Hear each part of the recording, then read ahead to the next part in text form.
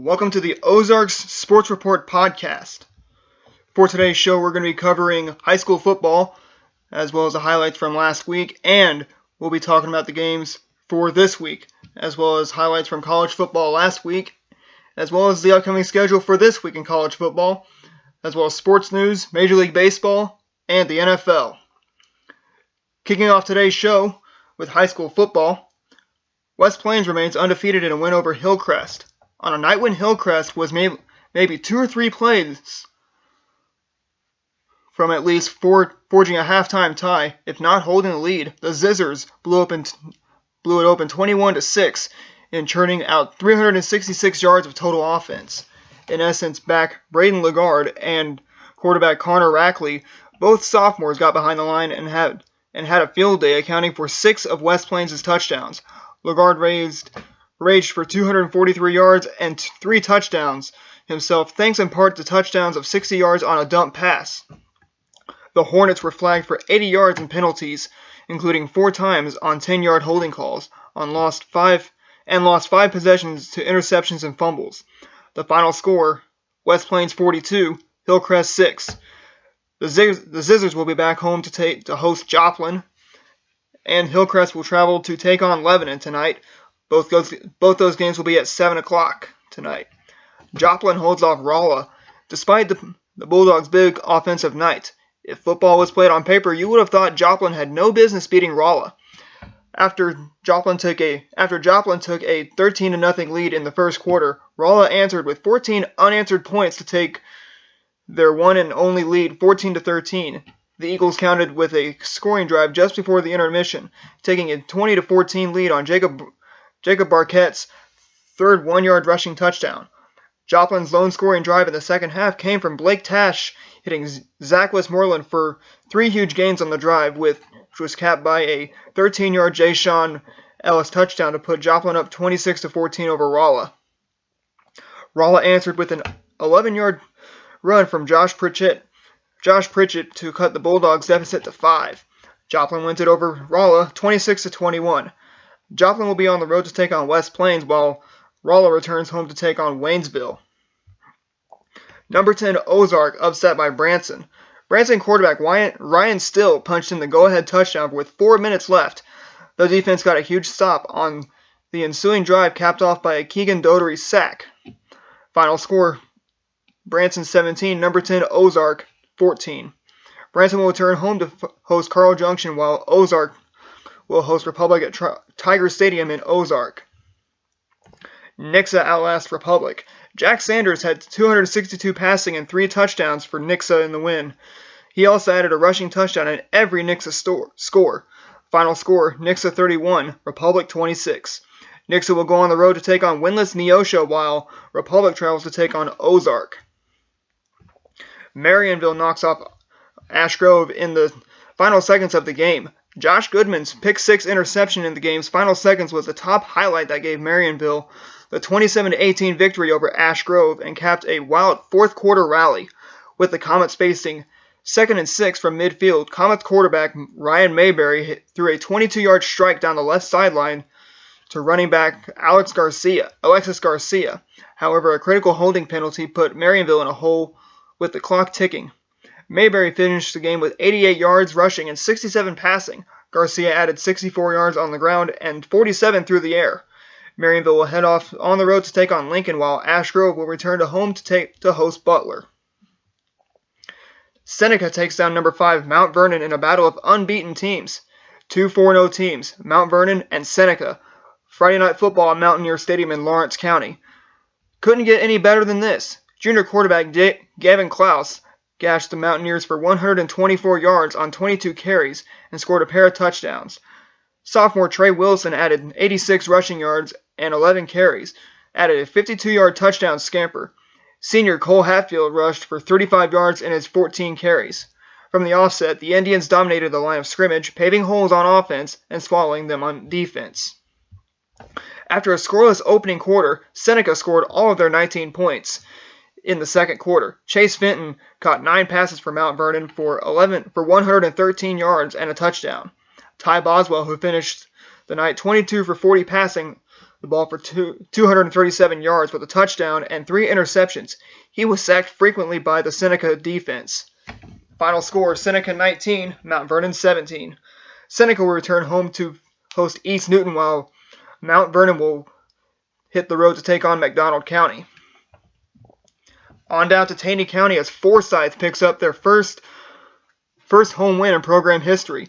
Forsyth jumped out to a 26-0 lead in the first quarter on its way to a 48-33 victory over Diamond for the first varsity win in program history. Forsyth started the scoring in its first possession of the game. Senior receiver Anthony Stanford hauled in a 50-yard touchdown pass from quarterback Dawson DeRue, putting the Panthers up 6-0. On Diamond's ensuing possession, Forsyth Jr.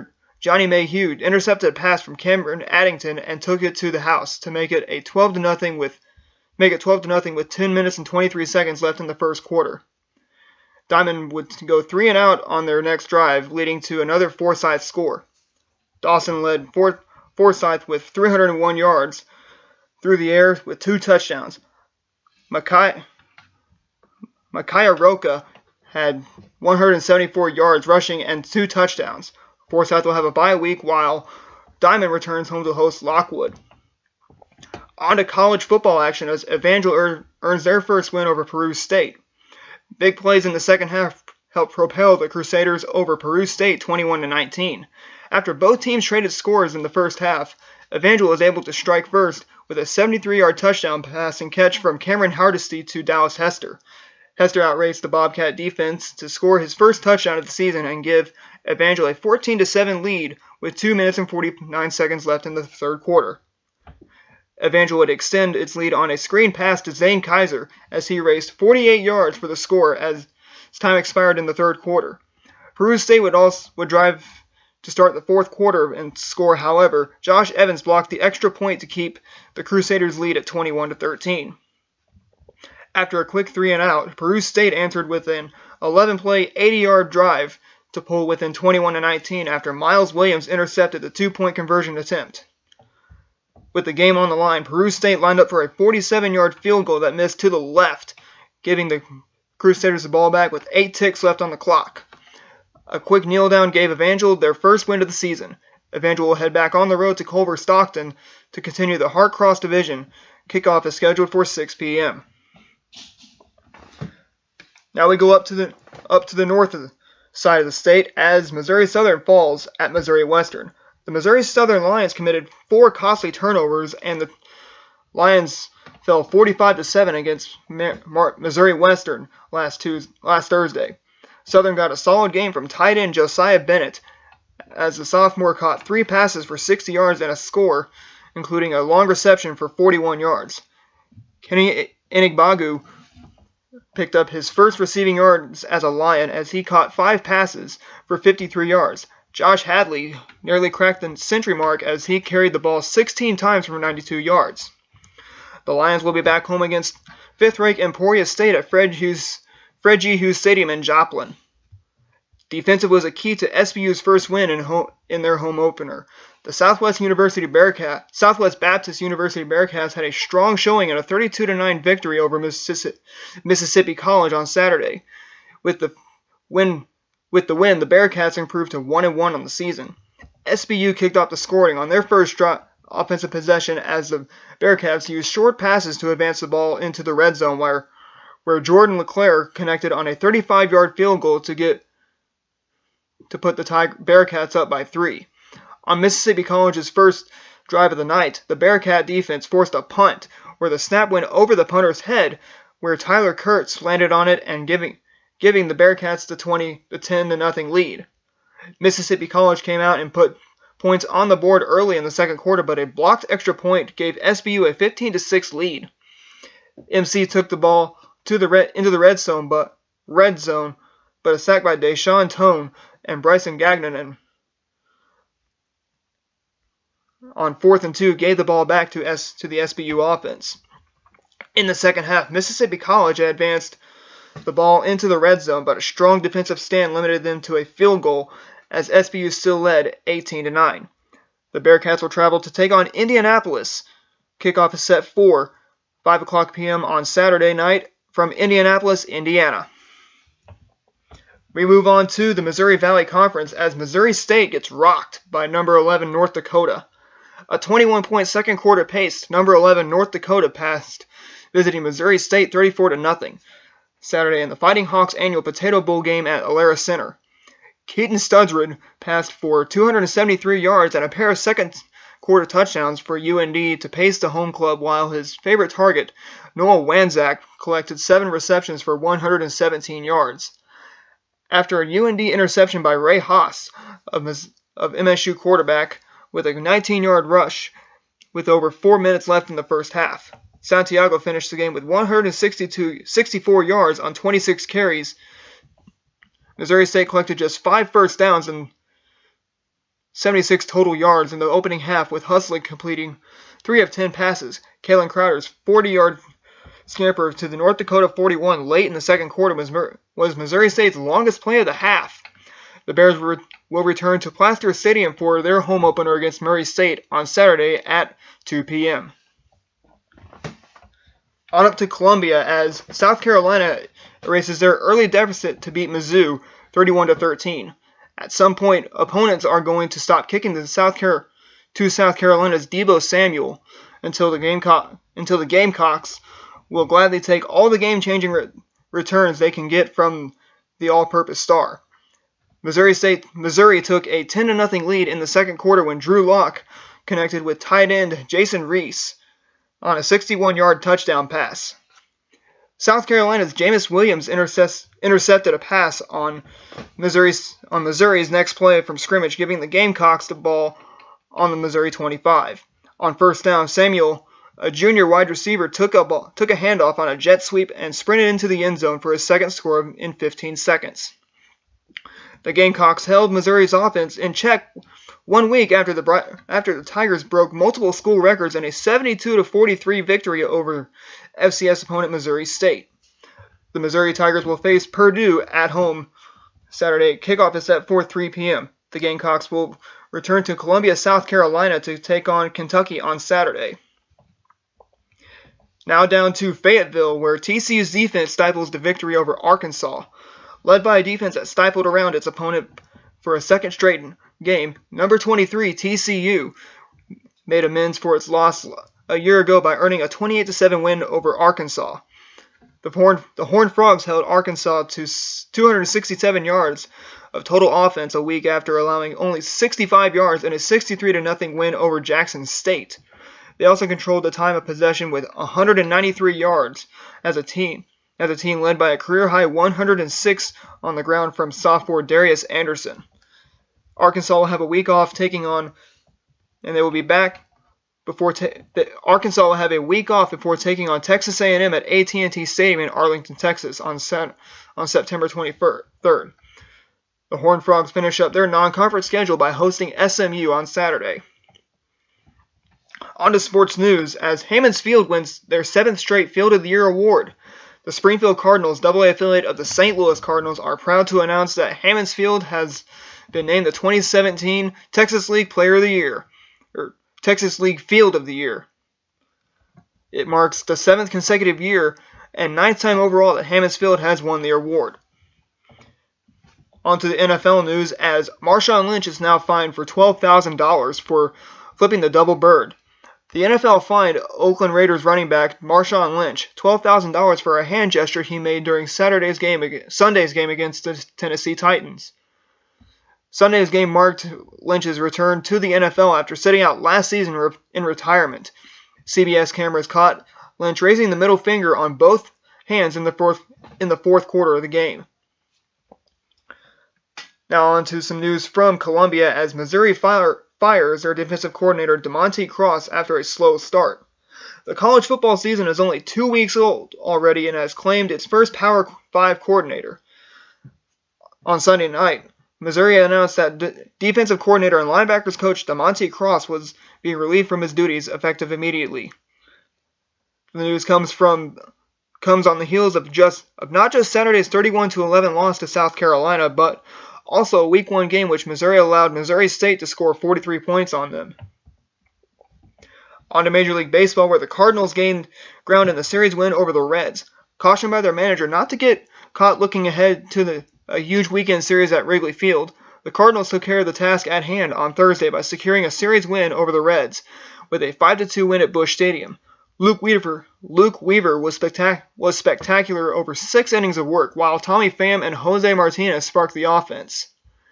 With their 11th win in 14 games, the Cardinals kept pace in the NL Central.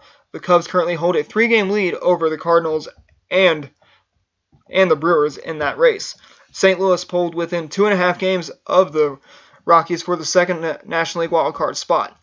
Red starter Amir Garrett, who shut out the Cardinals over 6 scoreless innings during the first week of the season, couldn't replicate that success on Thursday. Martinez, who has reached base safely in 15 consecutive games, delivered a 2-out, 2-run single to put St. Louis ahead in the third.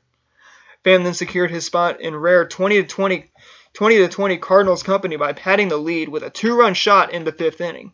The Reds offensively hardly threatened Weaver, who has won all 5 starts he's made since taking Adam Wainwright's place in the rotation. The Cardinals improved to 77-69, while the Reds fall to 63-84. The Cardinals currently stand tied for second place with the Milwaukee Brewers at 3 games behind the Chicago Cubs, while the Reds currently stand in last place at 17.5 games behind the Cubs in the NL Central. Cincinnati will open its final homestand of the season with a 3-game series against the Pittsburgh Pirates starting tonight at 6 p.m. at Great American Ballpark. Homer Bailey will make his 21st career start against Pittsburgh, while Chad Cole will take the mound for the Pirates. St. Louis's 9-game road trip will open a critical 3-game series against the Cubs. First pitch is scheduled for 1:10 p.m. from Wrigley Field on the north side of Chicago. Carlos Martinez will get the start for the Cardinals, while former Cardinal John Lackey will get the start for the Cubs. On now to Cleveland, where Kansas City's bullpen can't deny the Indians for solid Junis. Jay Bruce did all he could do to stay on his feet as his defense doused him in water and baby powder while pulling at his jersey in a historic mob scene on Thursday night. The Royals put up an admirable fight, but the veteran Indians outfielder delivered the knockout blow that kept his team's incredible streak going. The Indians rallied for 1 run in the 9th inning and pulled off the streak's first walk-off in the 10th, when Bruce's run-scoring double sealed a 3-2 victory that extended Cleveland's American League's record-winning streak to 22 games. Progressive Field quaked like the team hopes it will throughout October, and Bruce walked away drenched and happily bruised. The Indians improved to 91-56, while the Royals fall to 72-74. The Indians currently stand in first place of the AL Central, leading the Minnesota Twins by 13.5 games, while the Royals stand in third place at 18.5 games behind the Indians. The Royals will continue their 4-game series with the Indians tonight at Progressive Field in Cleveland. Jason Vargas will take the mound for the Royals, where he will face Trevor Bauer at 6:10 p.m. On to NFL action as the Chiefs beat the Patriots 42-27. Winning at New England when the Patriots are coming off a historic Super Bowl victory is worth getting a little wild over. That's not the Kansas City Chiefs way, not even when a rookie is setting records. Kareem Hunt, after fumbling his first NFL career, scored 3 times and set an NFL mark in a 42-27 stunner Thursday night to kick off the NFL season. Hunt's 246 yards from scrimmage were the most by any player making his debut since the 1970 merger. Alex Smith threw 2 long touchdown passes and became the first quarterback of the 300-plus yards, 4 touchdowns, and no interceptions against coach Bill Belichick. The 42 points were the most the Patriots have allowed in Belichick's 17-plus seasons. Tyreek Hill scored on a 75-yarder, and Hunt put the Chiefs in front with a 78-yarder to punctuate Kansas City's charge after trailing 17-14 at halftime. Hunt also had a 58-yard scamper and finished with 148 yards rushing and 98 receiving. Hill had 133 yards through the air, and Smith went 28 for 35 for 368 yards with, again, 4 touchdowns and no interceptions. Kansas City star Eric Berry was carted off the field with 4 minutes and 56 seconds left in the game with an Achilles tear that will sideline him for the rest of the season. Dante Hightower left the game in the third quarter with a knee injury, and wide receiver Danny Amendola left in the fourth quarter with a head injury. He's projected New England slot receiver with Julian Edelman out for the season. The Chiefs will return to Arrowhead for their home opener against the Philadelphia Eagles, while the Patriots will travel to New Orleans on Sunday to take on the Saints. That's going to wrap up our show for today. We hope you enjoyed this show, and if you want to stay connected with us on social media, make sure to like us on Facebook, follow us on Twitter, on Ozarks Sports Report, and make sure to subscribe to our YouTube channel and visit our website at http://ozarksportsreport.wixsite.com/ozarksportsreport. Coming up for our next show, we're going to be talking about if the Cardinals have swept the Cubs, if the Chiefs get their second win over the Philadelphia Eagles, and we'll find out if Missouri State will get their first win against Murray State. As well, let's find out. Will Nixa lose to Neosho giving their first win of the season? We'll find out in the next show. Once again, we want to say thank you for tuning in, and we hope to see you guys in the next one. Have a good day, everybody.